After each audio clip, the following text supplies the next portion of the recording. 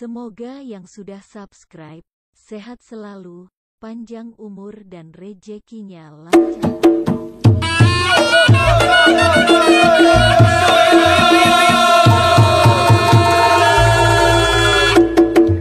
Bismillahirrahmanirrahim. Assalamualaikum warahmatullahi wabarakatuh. Selamat sore sahabat Sambang Sapa Sekolah Dinas Pendidikan dan Kebudayaan Kabupaten Purbalingga yang saya hormati, saya banggakan. Puji syukur alhamdulillah hari ini Rabu di tanggal 8 Februari 2023 dalam suasana yang mendung ini kami telah mengadakan beberapa kegiatan. Diawali dari kantor, dari dinas, kami menemui dengan teman-teman dari BPKP, Badai Besar Guru Penggerak Provinsi Jawa Tengah, yang kebetulan hari ini juga ada PMO untuk sekolah penggerak di SD Negeri 1 Larangan, Serayu Larangan, Kecamatan Repet. Dan saya hari ini juga berkegiatan pembinaan untuk kepala sekolah atau K3S di lingkungan koordinator wilayah Kecamatan Bopotsari, Kecamatan Karangreja, dan Kecamatan Karangjambu yang digabung menjadi satu di objek wisata Delas Serang, Karangreja. Ame-ame belalang kupu-kupu, siang makan nasi, kalau malam minum susu. Oh ame-ame belalang kupu-kupu, siang makan nasi, kalau malam minum susu.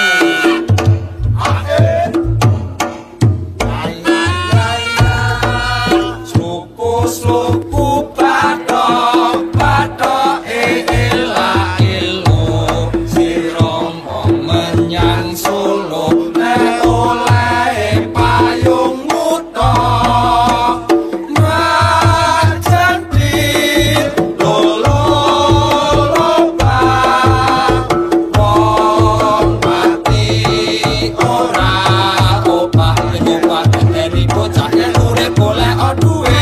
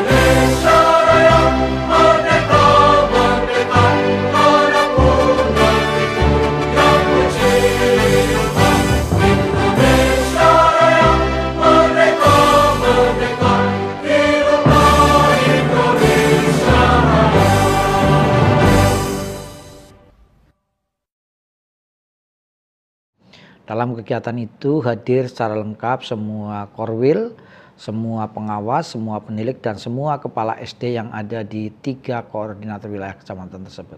Dalam kegiatan tersebut saya menyampaikan beberapa hal. Yang pertama, ucapan terima kasih kepada teman-teman kepala sekolah, teman-teman pengawas, penilik, dan korwil, serta Bapak Ibu guru yang ada di 3 wilayah kecamatan itu pada khususnya terkait dengan atas kinerja selama tahun 2022. Dan kami juga mohon doa restu, mohon kebersamaannya dalam rangka untuk bagaimana melaksanakan tugas-tugas kita di bidang kependidikan untuk tahun 2023. Bagaimana kita melangkah di tahun 2023 terkait dengan tugas pokok dan fungsi kita yang cukup berat di dunia pendidikan. Yang keduanya, saya juga mengaturkan terima kasih dan penghargaan yang setinggi-tingginya kepada Bapak dan Ibu sekalian sebagai ujung tombak melaksanakan tugas-tugas membantu saya di bidang pendidikan. Bapak Ibu ada pada level yang paling utama menurut kami, karena tanpa Bapak Ibu semuanya dengan ditambah dengan teman-teman guru yang ada di masing-masing satuan pendidikan yang Bapak Ibu pimpin, mamsen saya bisa melaksanakan tugas dengan baik di dinas pendidikan. Tanpa itu semuanya, tanpa kerja keras Bapak Ibu dengan teman-teman guru, tidak mungkin saya akan bisa melaksanakan tugas dengan baik.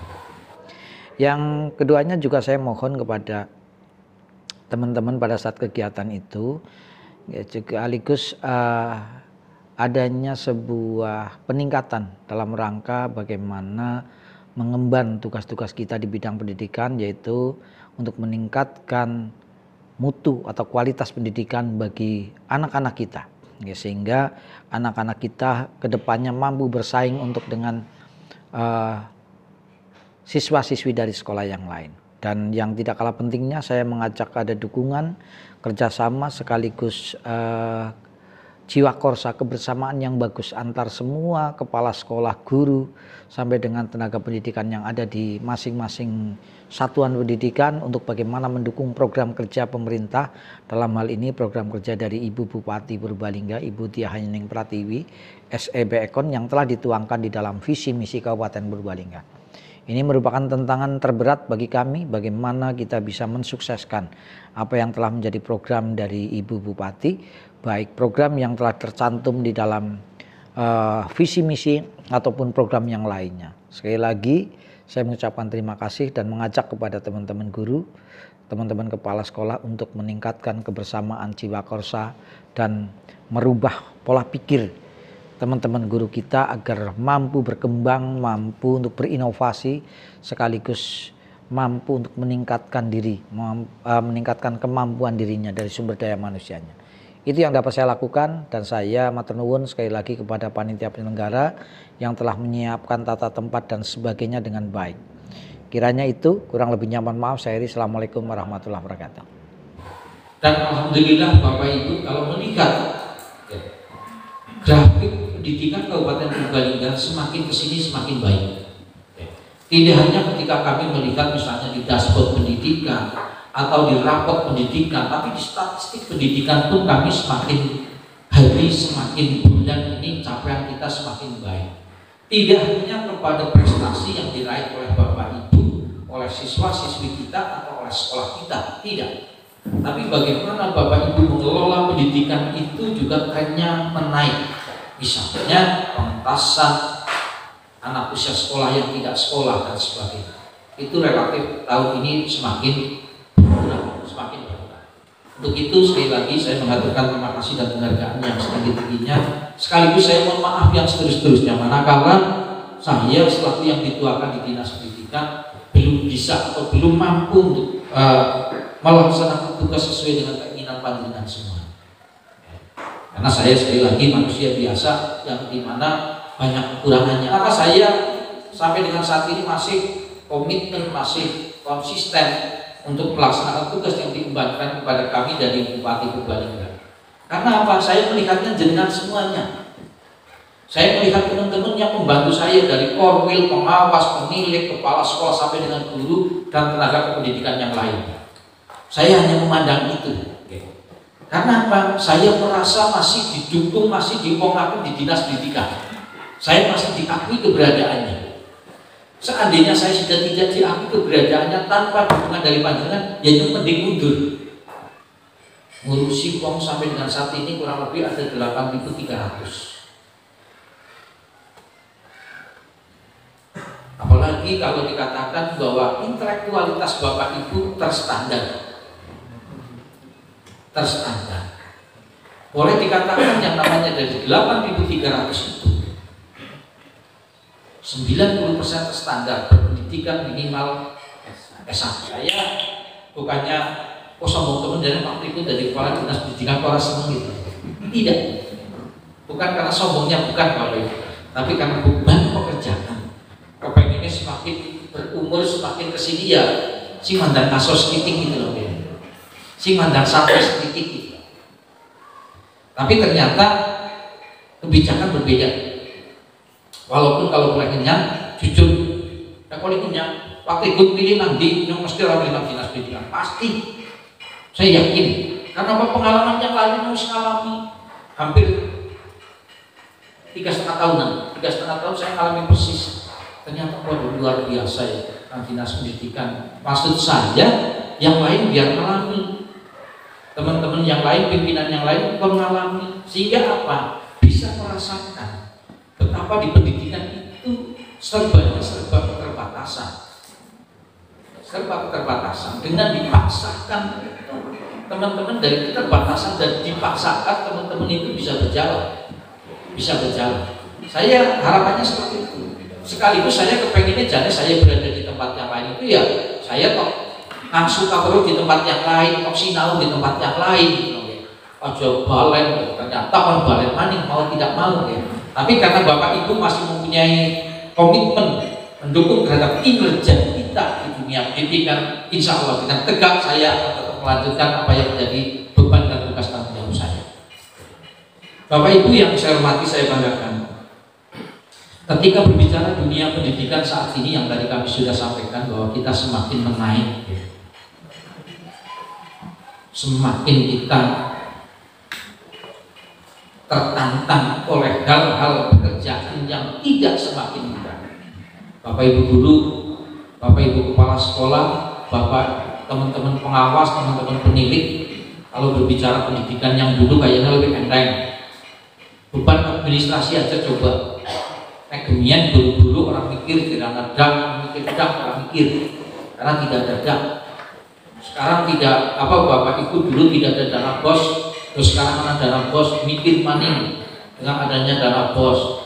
Kurikulum 2013 lagi enjoy dijalankan, Bapak Ibu berubah dengan kurikulum prototipe dan sebagainya, berubah menjadi kurikulum merdeka. Kudu ada pelatihan, kudu ada guru penggerak, kudu ada pengajar praktek dan sebagainya.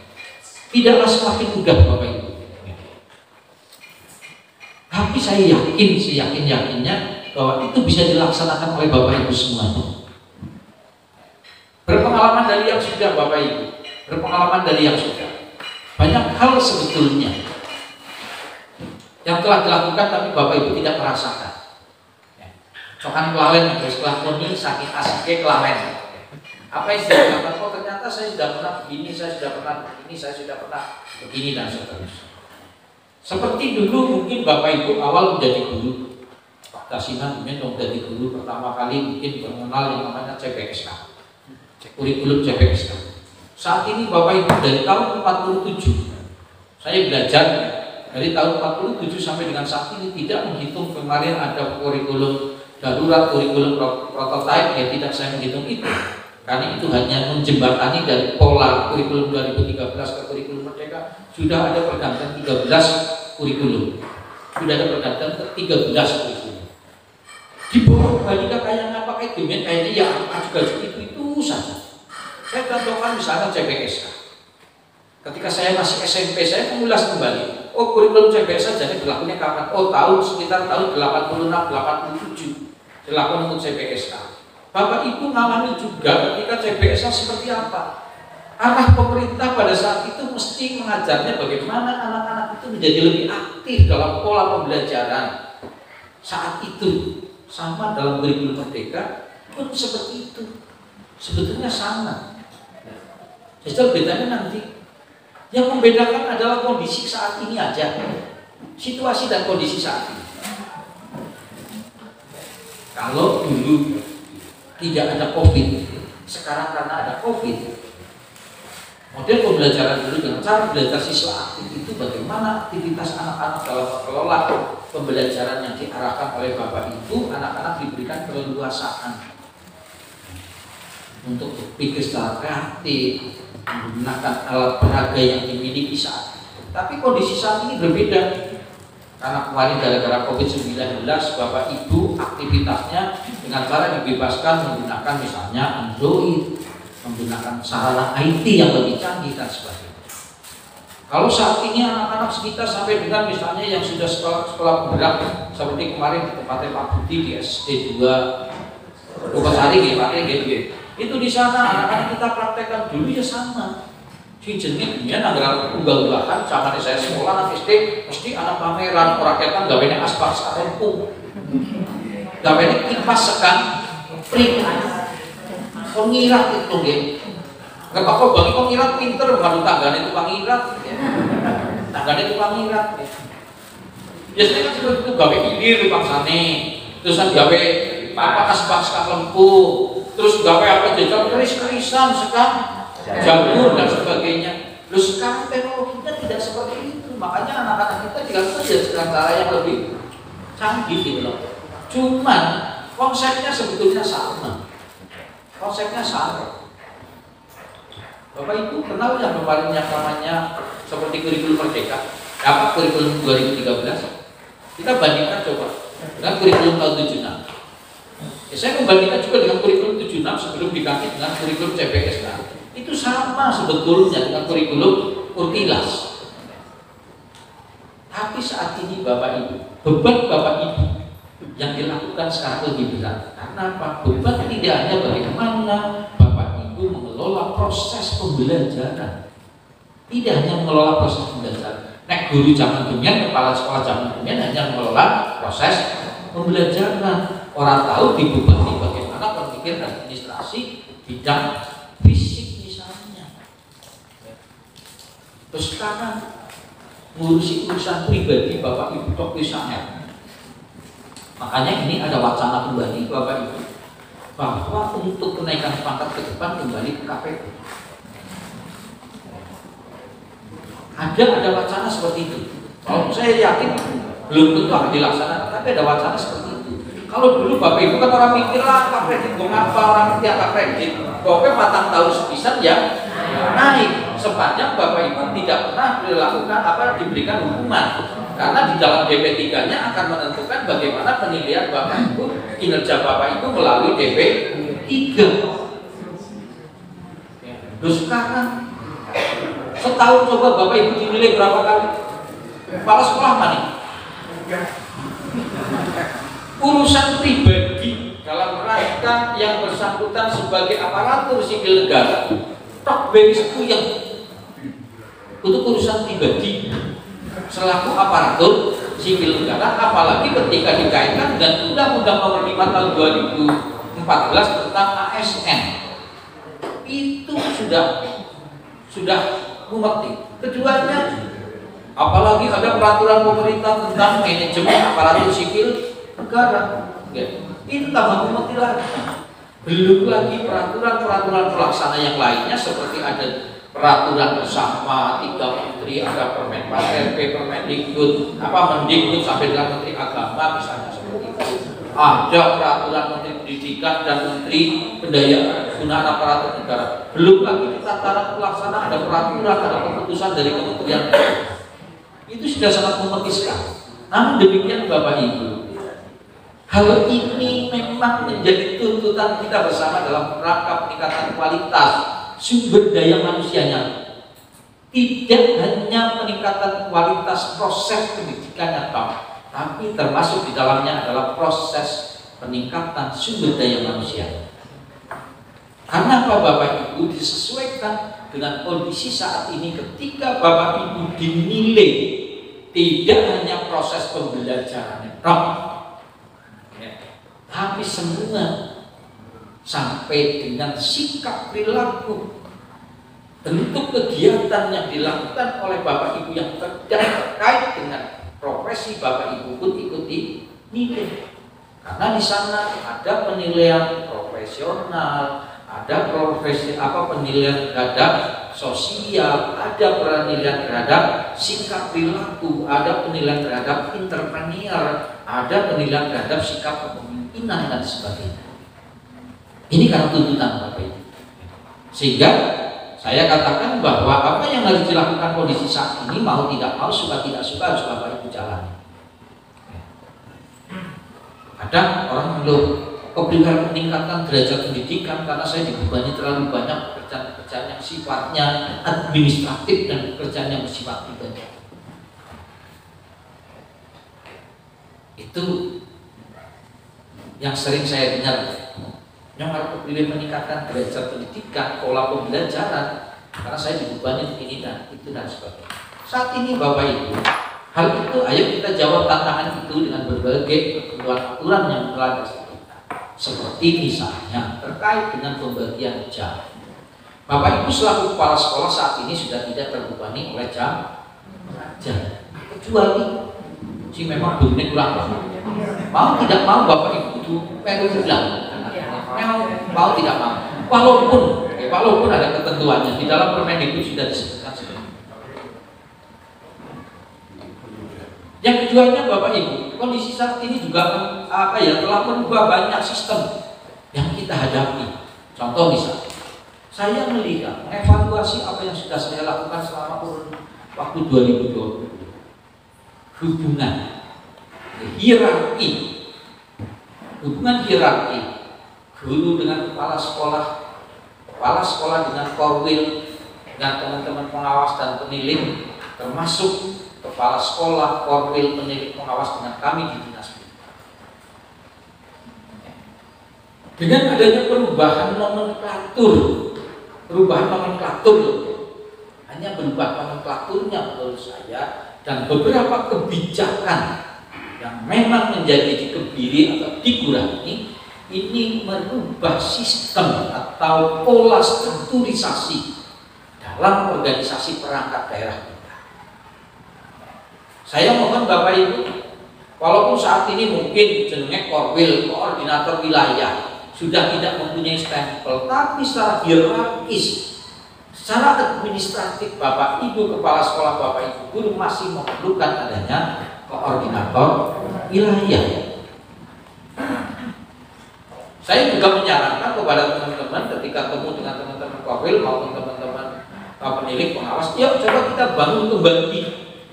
Jangan ini menjadi pudar loh, ini misalnya hubungannya kalau korwil orang terus stempel lacan ya jangan seperti itu, karena secara hierarkis diatur di dalam peraturan Bupati Purbalingga sudah diatur di sana, menjabarkan dari peraturan daerah menjabarkan dari ada Permen 4 RB, ada peraturan pemerintah terkait dengan organisasi perangkat daerah dan sebagainya, ada hierarkinya. Walaupun saat ini misalnya, sekarang kabupaten menjadi daerah otonom, bupati berhak untuk menentukan segalanya, nggak bisa seperti itu. Secara hierarkis kami tidak ada kaitannya langsung dengan misalnya provinsi, dinas pendidikan provinsi. Secara hierarkis mungkin secara organisatoris tidak ada di sana. Dinas pendidikan provinsi di bawahnya ada dinas-dinas daerah misalnya, tidak. Tapi secara hierarkis, secara administratif kami tetap harus tunduk kepada ketentuan aturan yang ada di provinsi. Untuk itu pun sama Bapak Ibu, ini sebagai dianalogkan sama. Bapak Ibu masih terikat betul dengan tugas-tugas apa yang harus dilaksanakan oleh teman-teman korwil, karena tugas-tugas korwil diantaranya adalah mengkoordinasikan di bidang kepegawaian. Semua tenaga pendidikan yang ada di masing-masing korwil itu dikoordinasikan oleh seorang korwil. Keduanya di bidang sarana prasarana itu juga masih menjadi tugas pokok dan tanggung jawab seorang korwil. Makanya saya ketika sampai dengan berbicara sarana prasarana misalnya aset dan sebagainya, saya turun-turun mari korwil. Oleh Pak Gim ini kayak dewek dia ketutupan Pak Gim rekon aset dan sebagainya. Saya mesti kok tayangan tenang bro. Lebih baik korwil-korwil sendiri, padahal itu dari masing-masing sekolah. Terserah caranya kepribadian diundangi masing-masing pengelola barang di masing-masing sekolah, terserah. Yang penting saya adanya kalau korwil. Makanya saya sampai dengan saat ini komitmen kami seperti itu. Seperti misalnya kami membuat edaran terkait ini, itu dan sebagainya, saya tunjukkan kepada teman-teman korwil. Karena apa? Secara hierarkis kami masih ada. Yang ketiganya, pengelolaan terkait dengan tidak hanya SDM, tidak hanya sarana prasarana, tapi terkait dengan penjaminan mutu pendidikan. Itu juga menjadi tanggung jawabnya teman-teman di korwil. Dan apa Bapak Ibu di sana korwil mengkoordinasikan ada beberapa teman sampai dengan ada pengawas, ada pendidik, baik pengawas TK SD maupun yang SD top ataupun teman-teman pendidik. Dan saat ini Bapak Ibu, saya masih melihat lemah sekali fungsi-fungsi yang ada di penilik misalnya.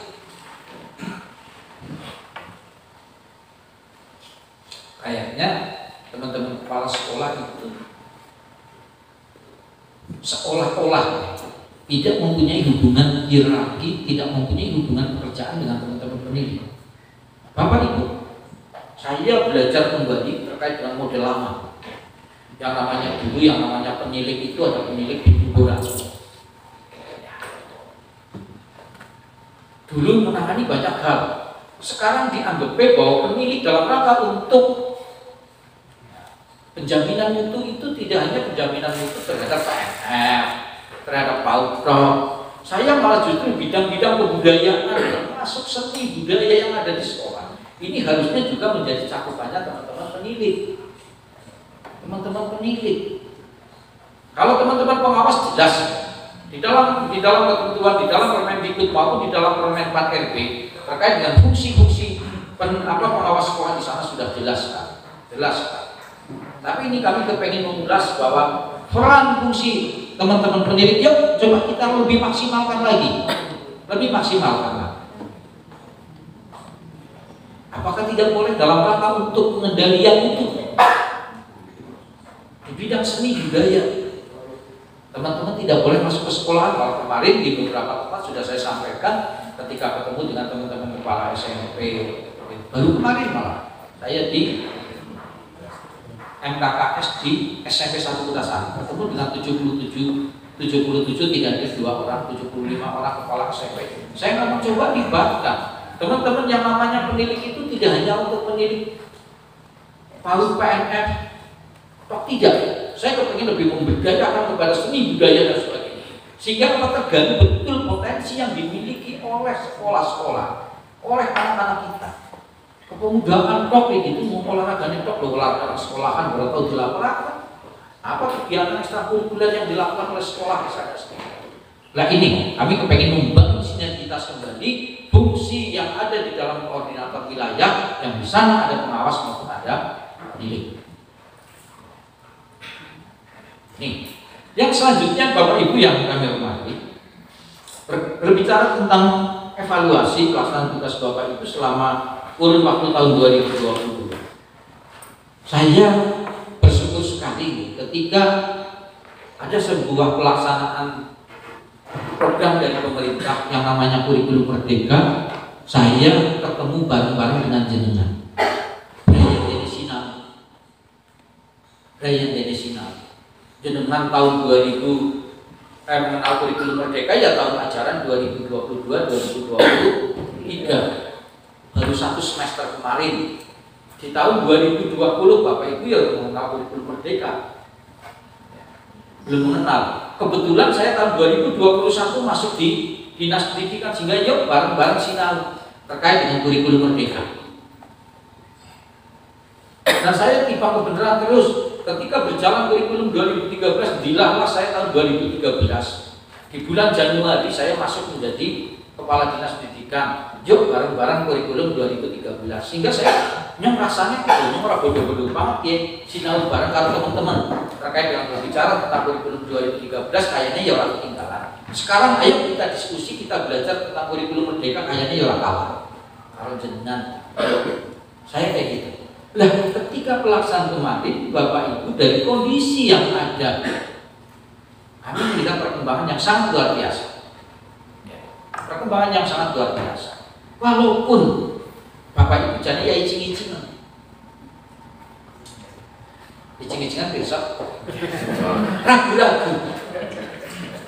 Maju, mati ora ya, mati ora ya. Bahasa Cipawan icing-icingan. Tapi nyatanya Bapak Ibu setelah Bapak Ibu dipaksa, buktinya bisa. Kami melihat daerah teman-teman saat ini mulai tumbuh ini. Setelah mungkin ada kelinci percobaan, saya katakan kelinci waktu bekerja, tidak hanya waktu mengajar, tapi sampai dengan disiplin manajemen yang harus dilakukan oleh teman-teman guru, teman-teman kepala sekolah, termasuk adalah disiplin berpakaian dan sebagainya. Ini agak menonjol betul. Karena saya banyak punya dokumen banyak nih yang memiliki sekolahan misalnya